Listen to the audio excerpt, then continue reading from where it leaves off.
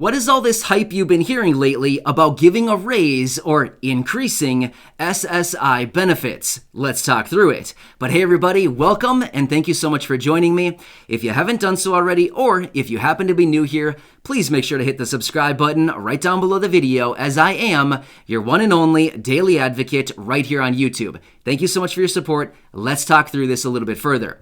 So, just a couple weeks ago, a group of lawmakers came together and drafted up a proposal to increase SSI benefits to 100% of the federal poverty level. Now, they submitted this proposal to the president, asking him to support the reform of the SSI program and to boost these benefits for all of these beneficiaries. Now, after I read through this, I went on the internet because I wanted to know, what is the federal poverty level? So I simply did a search and just searched out federal poverty level. Well, I came up with a number of 12,880. Now, that is for annual income. So I divided it by 12 to determine how much would this actually be on a monthly basis. I came up with a number of $1,073, which, if SSI benefits were increased to 100% of the federal poverty level, according to my calculations, that's about what it would be, $1,073. Now, of course, please do not hold me to this number because they're going to have their own calculations, right? So that's just my calculation. However, this would be a huge increase from where the current level is on SSI benefits right now of $794. In fact, it would be a total increase of $279 per month going forward. That would be massive. Could you imagine if you're an SSI beneficiary right now living on $794 and all of a sudden your benefits got increased up to $1,073? That'd be huge for so many people right now, right? So, now again, I just want to make it very clear. This is still a proposal as it currently stands. However, this was just written up just a couple weeks ago. In fact, I have the proposal right here. This is it right here, the actual text right here. So what I'm going to do right now is I'm going to have Corey come in and read this letter to you. Now, I did make a video about a week ago where I had Corey come in and read this out. However, over the last week or so now, I've had a lot of questions coming in on this. So I'm going to grab that clip of Corey reading this and I'm going to insert it right here, and then I will catch you again on the other side and Corey will read this to you word for word exactly as they proposed it and sent it to the president. So I'll have Corey read, and then I'll see you again here in just a minute. Dear President Biden and Vice President Harris, in recovering from the pandemic, as your administration has made clear, we have an unprecedented opportunity to expand the American social safety net and lay the foundation for a just, sustainable society. While there is much to applaud in the American Jobs Plan, we especially appreciate your push to invest $400 billion in expanding access to home and community-based services. This represents an important step towards fulfilling your campaign commitments to eliminating waiting lists for these services for people with disabilities and older adults, fix Medicaid's institutional bias, and raise wages and benefits for care workers. We look forward to working with you to transform our economy to prioritize well-being and care for all people.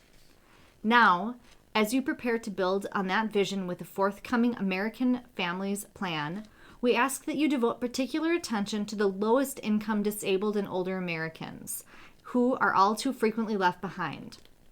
In that spirit, we wish to highlight desperately needed improvements to the Supplemental Security Income Program, SSI, many of which were included in the historic commitments you made to the disability and aging communities during your presidential campaign. The list below is not comprehensive, and we would like to offer work with you on additional improvements, as Congress has a number of pieces of legislation that point the way forward.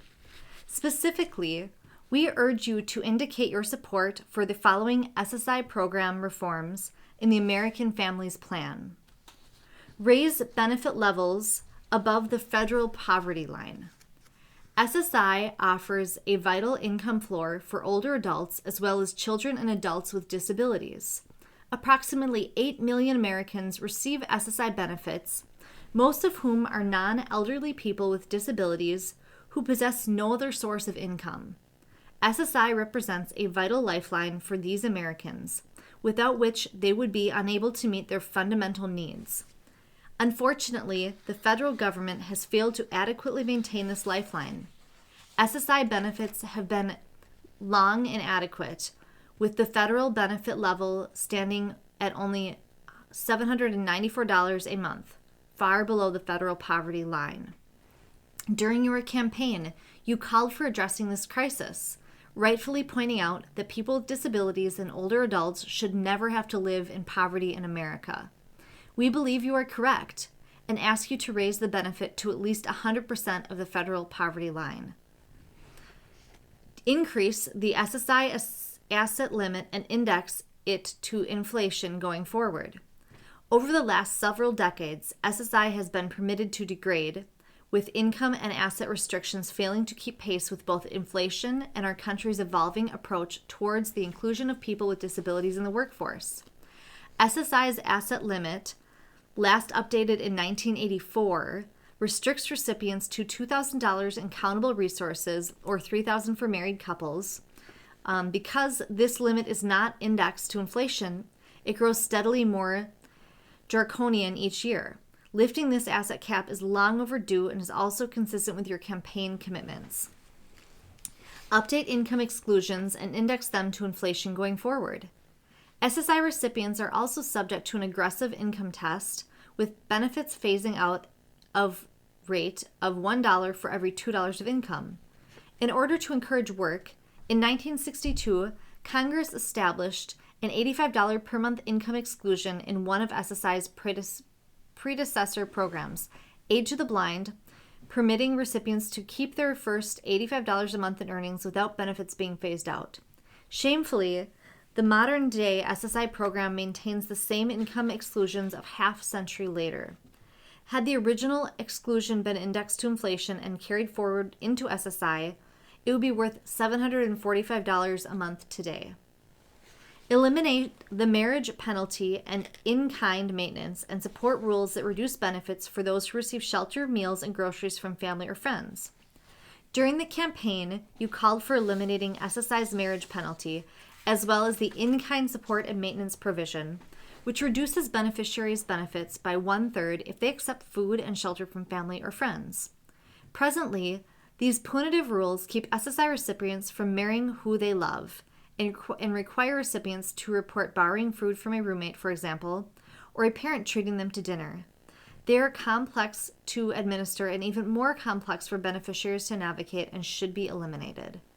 These reforms are not only consistent with the imperatives of disability and economic equality, they would also advance racial justice. Nearly 1 in 4 Black and Hispanic Americans receiving Social Security Disability Insurance (SSDI) benefits also receive SSI payments due to the low levels of their disability insurance awards. By strengthening the SSI program, you will be taking strong and necessary steps to alleviate poverty that disproportionately impacts disabled people of color. People with disabilities and older adults receiving SSI represent some of the most marginalized members of our society. History will not forgive us if we fail to address their needs in the recovery effort. We ask you to prioritize this essential SSI reform in the American Families Plan and stand ready to work with you to make them a reality. Thank you. All right, so there you see, that is the actual text of the proposal that they submitted to the president. One thing that I really liked in here and that I also pointed out last week in my video is I love the fact that they pointed out when he was campaigning, he said apparently no person with disabilities or older adults should ever need to live in poverty. Yeah, I like that line. I really like that because they're simply calling him out on things that he said while campaigning. And I totally agree. Well, if that's the case and the SSI program has not been reformed in so many years, we've talked about this so many times in other videos. Prices continue to rise so much right now. The $794 that all of these beneficiaries are getting at this current time, let's be real. Who can really live on $794 a month? That's going to be tough, seriously. With prices going up as much as they are, $794 and the purchasing power of that money is dwindling literally on a daily basis. So just to keep up with current times right now, yeah, it would probably be prudent to increase these benefits to about that $1,073 level. So we will need to continue watching this and see how this whole thing transpires over the coming days and weeks. But either way, I feel like these lawmakers are onto something right here, and they're certainly building a really good case for increasing SSI benefits. Now, another thing too would be, okay, so we've increased SSI benefits. What about other people like VA beneficiaries, SSDI, Social Security retirement, survivors beneficiaries? How about anybody that is receiving any of these federal benefits underneath the $1,073 level? Now, again, I'm just throwing out the $1,073 based on my calculations. It would probably fluctuate a little bit from there, but my argument would be, what about all these people? What about the guy or the person, the gal who receives $802 a month from SSDI or $662 a month from SSDI? What about them? Would they also be boosted up, or could they get SSI benefits in conjunction with their SSDI to boost them up to that $1,073? Get what I'm saying? So we'll need to continue watching this, but certainly a good argument, and we will have to see if they include this in the American Families Plan as they have requested. Pretty cool stuff. So either way, I will keep you posted. This is the latest information we have as of right now. I hope you enjoyed the video. Please make sure to hit the subscribe button right down below the video if you haven't done so already, and share this one with your friends, family, and social media. And again, I'll catch you in the next video. Thanks, everybody. I really do appreciate you. See you later.